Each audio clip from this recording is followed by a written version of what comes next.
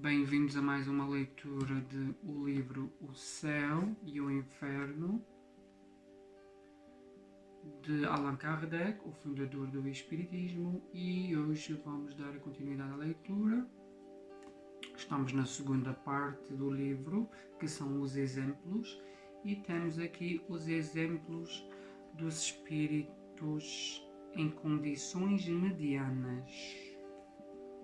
Hoje temos o exemplo do espírito do Sr. Cardon, que era médico. O Sr. Cardon tinha passado uma parte de sua vida na marinha mercante, como médico em um navio de pesca de baleia, e tinha adquirido nesse período ideias um pouco materialistas. Retirado na pequena cidade de... Aqui não refere a cidade, só diz cidade de J. Deve ser alguma cidade começada por J, ok? Exercia a modesta profissão de médico rural. Após algum tempo, estava certo de ter sido atingido por uma hipertrofia do coração. Ok? Após algum tempo, estava certo de ter sido atingido por uma hipertrofia do coração. Sabendo que essa doença era incurável, a ideia da morte o mergulhava em uma sombria melancolia da qual nada conseguia distraí-lo. Cerca de 2 meses antes, previu seu fim para um determinado dia. Quando se viu próximo de morrer, reuniu a família em seu redor para dizer um último adeus. Sua mulher, sua mãe, seus 3 filhos e outros parentes estavam juntos ao lado de sua cama. No momento em que sua mulher tentava elevar-lhe o moral, ele se vergou, tornou-se de um azul lívido, seus olhos se fecharam e as pessoas acreditaram que ele estava morto. Sua mulher colocou-se diante dele para esconder esse espetáculo de seus filhos. Depois de alguns minutos, ele reabriu os olhos. Sua figura, por assim dizer, iluminada, adquiriu uma expressão de radiante beatitude e ele gritou: "Oh, meus filhos, como é bonito, como é sublime! Oh, a morte! Que graça, que coisa doce!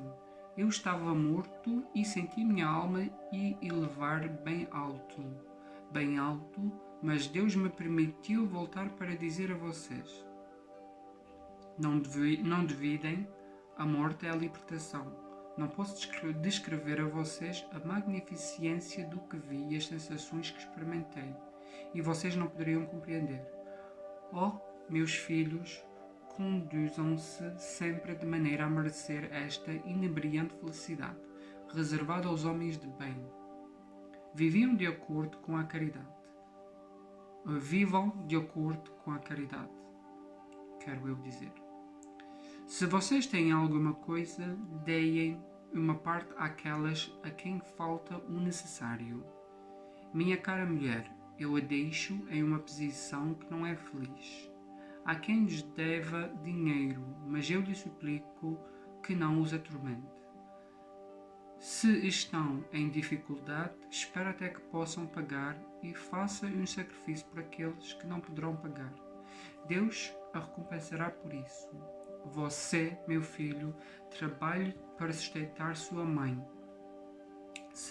Seja sempre um homem honesto e não faça nada que possa desonrar a nossa família. Tome esta cruz. Quem vem de minha mãe, não a deixe,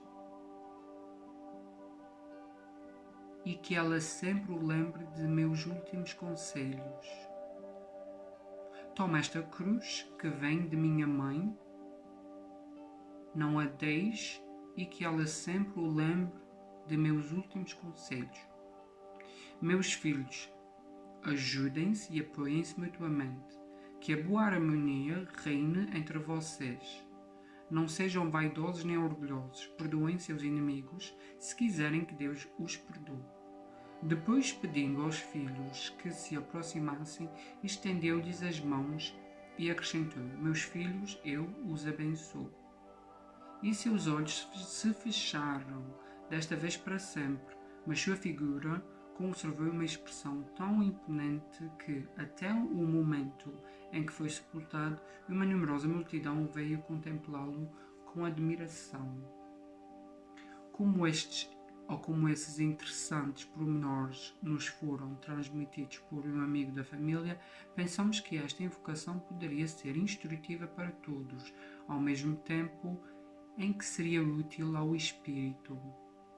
Primeiro, fizeram a invocação. A resposta: estou perto de vocês. Pergunta: falaram-nos sobre seus últimos momentos, o que nos deixou deslembrados. Poderiam-nos contar direito, melhor do que já o fizeram, o que o Senhor viu no intervalo do que se poderia chamar de suas duas mortes? Resposta: vocês poderiam compreender o que eu vi? Não sei, porque não conseguiria encontrar expressões capazes de tornar compreensível o que pude ver durante os poucos instantes em que me foi possível deixar meus restos mortais. Pergunta: o Senhor se deu conta de onde estava? Longe da Terra, em outro planeta ou no espaço?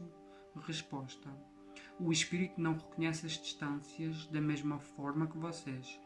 Levado por não sei qual agente maravilhoso, viu o esplendor de um céu que só poderia se concretizar em sonhos. Esse passeio pelo infinito foi tão rápido que não posso precisar quanto tempo foi gasto por meu espírito. Pergunta: atualmente o Senhor desfruta a felicidade que anteviu? Resposta: não, bem que eu gostaria, mas Deus não pode me recompensar assim. Muitas vezes fiquei bastante revoltado com os pensamentos benditos ditados por meu coração, e a morte me parecia uma injustiça. Médico incrédulo, extraí da arte de curar uma aversão contra a segunda natureza, que é o nosso movimento inteligente, divino. Achava que a imortalidade da alma era uma ficção destinada a seduzir as naturezas pouco elevadas. Entretanto, o vazio me apavorava, porque muitas vezes blasfemei contra esse agente misterioso que fulmina sempre e sempre. A filosofia me dispersou, sem me fazer compreender toda a grandeza do Eterno, que sabe repartir a dor e a alegria para o aprendizado da humanidade. Pergunta: em seguida à sua morte verdadeira, o Senhor se reconheceu logo? A resposta: não. Me reconheci durante a passagem a que meu espírito se submeteu para percorrer os lugares etéreos, mas depois da morte real, não. Foram necessários alguns dias para que eu despertasse. Deus me tinha dado uma graça e vou-lhes dizer a razão. Minha incredulidade inicial já não existia mais antes de minha morte, porque depois de pesquisar cientificamente a matéria grave que me enfraquecia, só encontrei razões divinas nos limites das razões terrenas. A razão divina me inspirou, consolou, e minha coragem era mais forte que a dor. Eu bendizia o que antes maldizia. O fim me parecia uma libertação. A ideia de Deus é grande como o mundo. Oh, que suprema consolação a gente encontra na prece, que dá um enternecimento indescritível. A prece é o elemento mais seguro de nossa natureza imaterial. Por meio dela compreendi, acreditei firme e soberanamente, e por isso Deus, ouvindo minhas ações benditas, quis-me recompensar antes de acabar minha encarnação.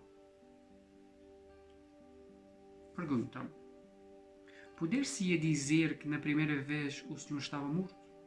Resposta: sim e não. Com um espírito fora do corpo, a carne se apaga, mas retomando a posse de minha permanência terrena, a vida voltou ao corpo, que tinha passado por uma transição, um sono.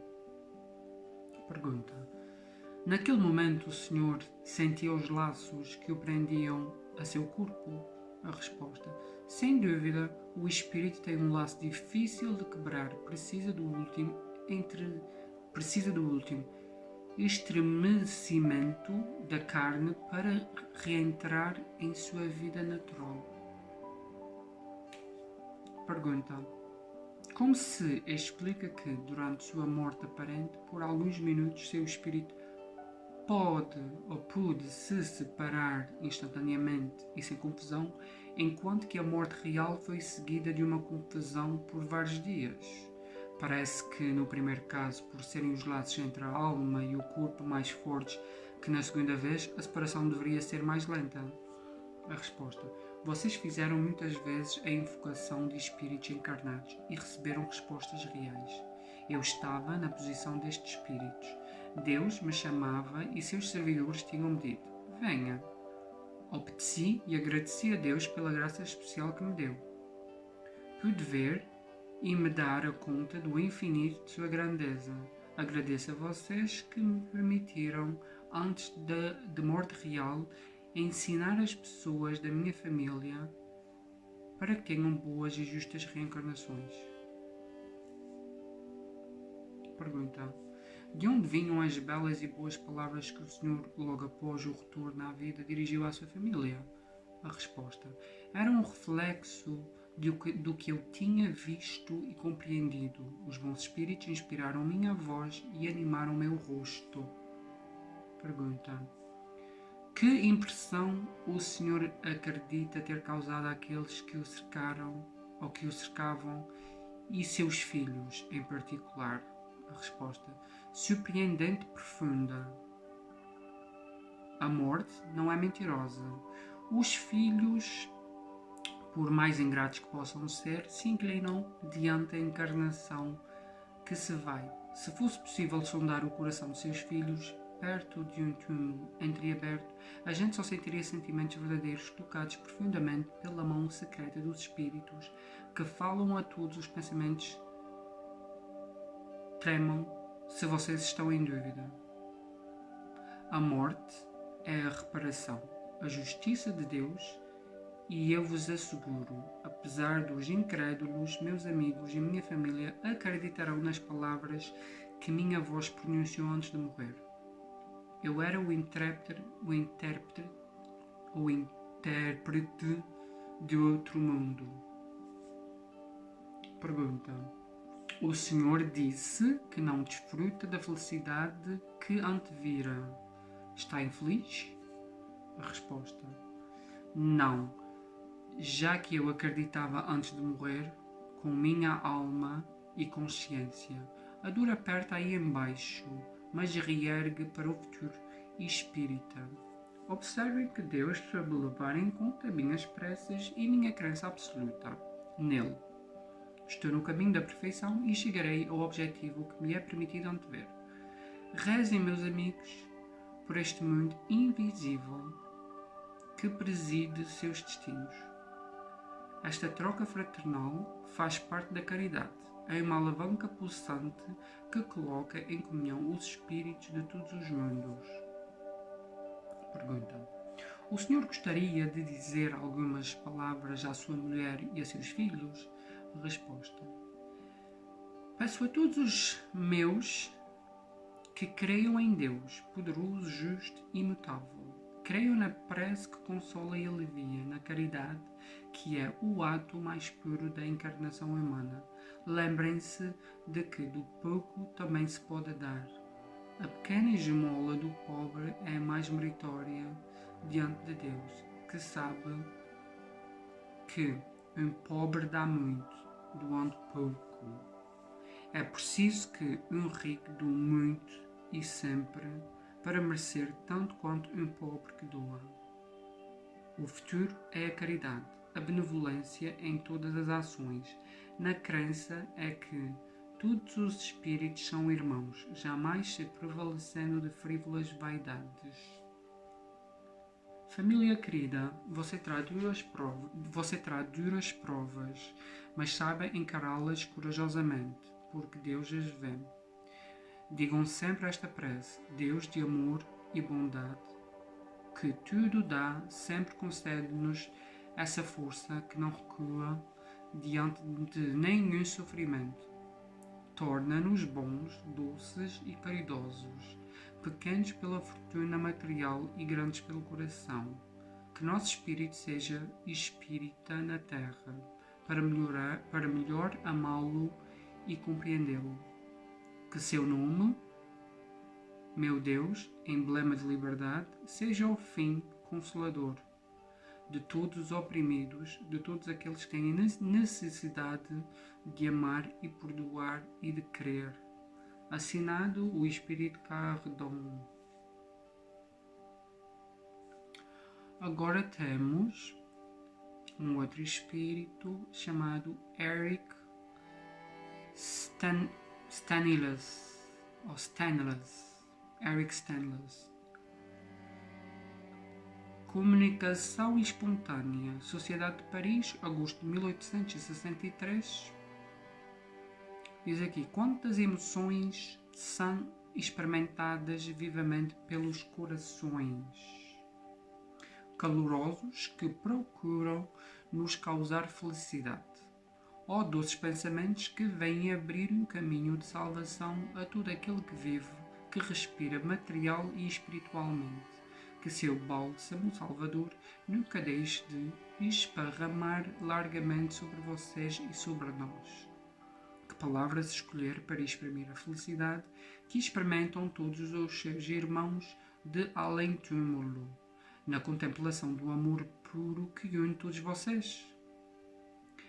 Irmãos, que bem generalizado, que doces e elevados sentimentos, simples como vocês e sua doutrina. Vocês são chamados a semear sobre o longo caminho que têm ainda a percorrer. Mas tudo isso será revertido em seu favor, antes mesmo do momento a que tenham direito. Assisti a toda esta reunião, ouvi, entendi, compreendi. E vou poder também, na minha vez, cumprir meu dever e instruir a classe de espíritos imperfeitos. Ouçam, eu estava longe de ser feliz. Mergulhado na imensidão, no infinito, eu nem podia me dar conta exata de como eram tão vivos os meus sofrimentos. Abençoado seja Deus. Ele me permitiu vir a um santuário em que os maus não podem entrar impunemente. Amigos, como lhes sou reconhecido, quanta força encontrei entre vocês. Ó homens de bem, reúnam-se sempre, instruam, porque vocês não podem duvidar de quantos frutos produzem todas as reuniões sérias que fazem.